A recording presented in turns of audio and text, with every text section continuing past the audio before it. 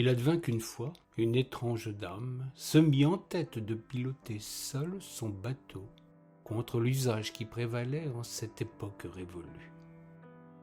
Si aujourd'hui la chose peut paraître normale à qui ne place pas la piotre à l'opposé des fesses, il lui fallut cependant en cette époque lointaine abattre bien des réticences, repousser plus encore des obstacles et des crocs en jambes pour devenir, comme elle en rêvait, capitaine et seule maîtresse à son bord. Pour mener à bien son incroyable dessein, elle dut imaginer son navire et faire des pieds et des mains pour aplanir toutes les difficultés qui se dressèrent sur sa voie navigable. Même si la marine de Loire a montré l'exemple en matière de place accordée à la gente féminine, et qu'il y eut même dans la région d'Angers des équipages totalement féminins, il n'en reste pas moins que la femme à la barre a ici aussi bien du mal à être acceptée. L'égalité entre les hommes et les femmes n'est souvent qu'une vue de l'esprit qui se fracasse aux mesquineries et au machisme, quelles que soient les époques et les castes, les moyens de transport et leur compagnie. Mais revenons sur la Loire, car c'est du moins là le plus grand espoir de notre belle Marie-Madeleine, une femme opiniâtre qui savait faire chavirer ses détracteurs en les noyant dans la profondeur incomparable de ses yeux diaboliques. C'est de cette magie qu'elle usa pour parvenir à ses fins. Ce que femme veut, elle finit toujours par le concrétiser pour peu qu'elle dispose de solides atouts dans son jeu d'alouette. Elle avait d'ailleurs appris ce jeu de cartes ancestrales avec son grand-père. C'est grâce à lui qu'elle maîtrisait l'art de la menterie, de la dissimulation ou bien du bluff. Autant de compétences nécessaires quand on veut mener sa barque sur un long fleuve intranquille. C'est ainsi qu'à beau jour, elle se retrouva aux commandes de son embarcation, rêve éveillé qui la comblait d'aise et qui démontrait que l'obstination vient à bout de toutes les réticences. Mais pour capitaine qu'elle était, elle n'en était pas moins femme, avec ses innombrables qualités pour mener à bien son entreprise flottante et ses petits travers qui font le charme de celle qu'on aime. Chez elle, il y avait une nécessité impérieuse, une curieuse exigence, un caprice, diraient ceux qui ne la connaissent pas bien.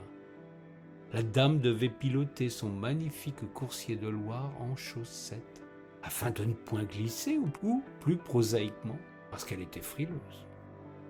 Certains s'affublent d'une longue cape satanique ou bien d'un grand chapeau de feutre.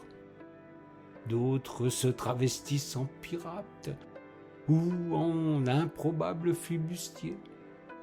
Il se murmure même que certains se couvrent d'un béret pour raconter des sornettes sur l'eau.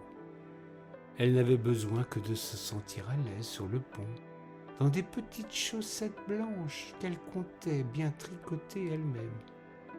Quoi de plus naturel quand on se prénomme Marie-Madeleine? Et voilà que diablerie s'était glissée dans ce désir. La dame, toute marinière qu'elle était, n'en était pas moins diablesse fée ou bien intrigante. Elle en avait envoûté plus d'un, et tous ceux-là pourront accréditer ce fait. Elle voulait une laine spéciale, un fil plus inaccessible encore que celui d'Ariane. Elle qui avait les yeux couleur de rivière, c'est vers le ciel qu'elle portait ses regards. L'enchanteresse s'était mis en tête que s'il y avait des moutons dans le ciel de cette magnifique vallée de Loire, c'est qu'il devait bien y avoir dans la nue quelques bergères pour filer sur un rouet la laine de ses vœux.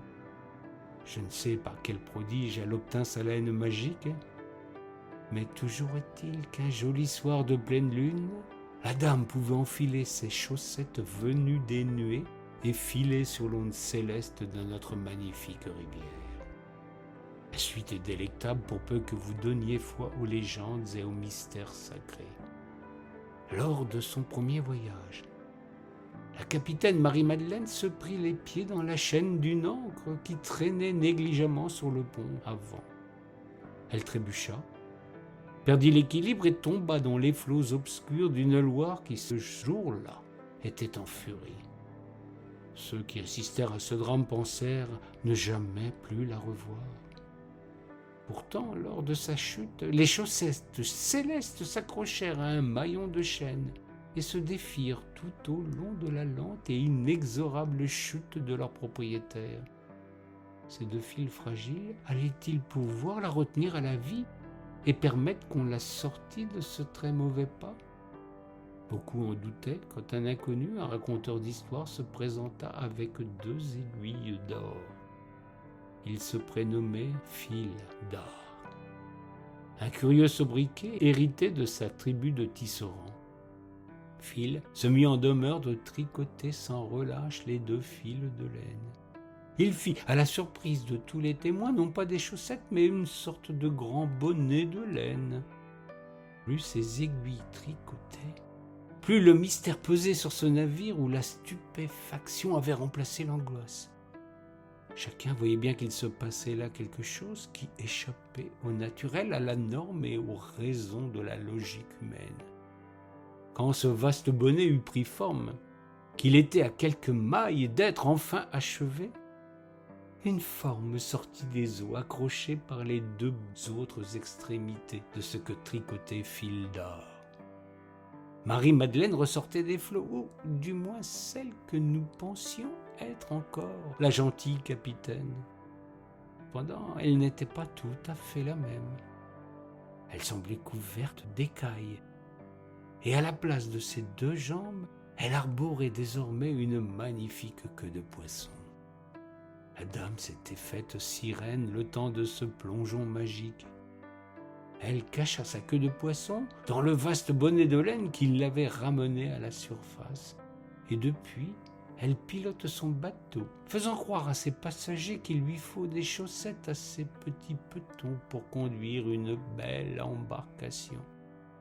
Les moutons ne sont plus au ciel. Ils font désormais cortège à la dame en hérissant la rivière de délicats clapots. Si vous avez perdu le fil de mon histoire, n'en soyez pas contrariés. Il vous suffit de chercher quelque part sur la Loire la belle capitaine aux yeux de lumière, d'embarquer avec elle et d'attendre que la lune éclaire les flots pour découvrir l'étrange et sublime métamorphose de Marie-Madeleine, sirène de Loire et dame légère.